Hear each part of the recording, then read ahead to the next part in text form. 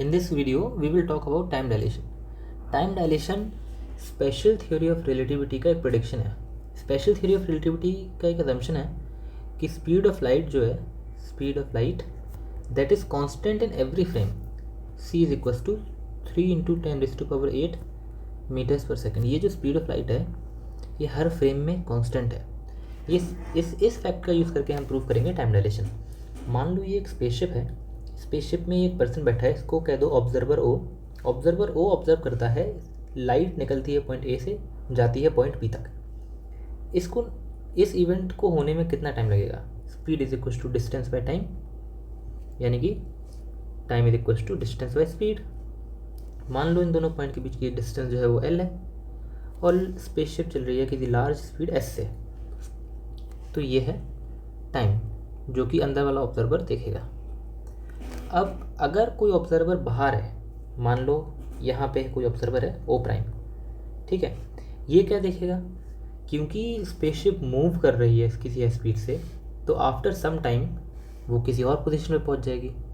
यानी कि जो इवेंट की शुरुआत है लाइट का पॉइंट ए से निकलना, वो तो अभी भी वही है. लाइट जो है पॉइंट ए से निकली, लेकिन इस वाले पॉइंट बी पे नहीं आएगी, वो आएगी किसी और बी प्राइम पे.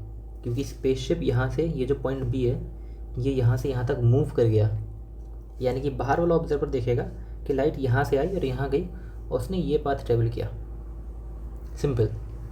अब ये जो ट्राइंगल है, किसी भी ट्राइंगल में सबसे बड़ी लेंथ क्या होती है उसकी? हाइपोटेन्यूस की. अगर 90 डिग्री ट्राइंगल बन रहा है, राइट एंगल ट्राइंगल, हाइपोटेन्यूस क्या होगा? Square root of l square, और जितनी भी लेंथ स्पेसशिप ने मूव किया एक्स स्क्वायर. यानी कि अब अगर अपन टाइम कैलकुलेट करें, time is equal to distance by speed. Distance by speed, speed तो अभी भी लाइट की सेम ही है स्पेशल थ्योरी ऑफ रिलेटिविटी के हिसाब से. तो डिस्टेंस क्या हो गई? L square plus x square by speed अभी भी एस है, और this is greater than obviously L by S, क्योंकि एस स्क्वायर एक non zero quantity x square. यानी कि जो अंदर वाला टाइम है, ये जो टाइम है, time observe by O prime observer, और ये जो टाइम है ये टाइम ऑब्जर्व बाय अंदर वाला ऑब्जर्वर. यानी कि time observed by moving clock is always slower then time observed bye rest clock. ये पर्सन रेस्ट पे था, इसने जो टाइम ऑब्जर्व किया वो ज़्यादा है. यानी कि जो अपना रूल है वो ये है कि moving clocks runs slow. Thank you.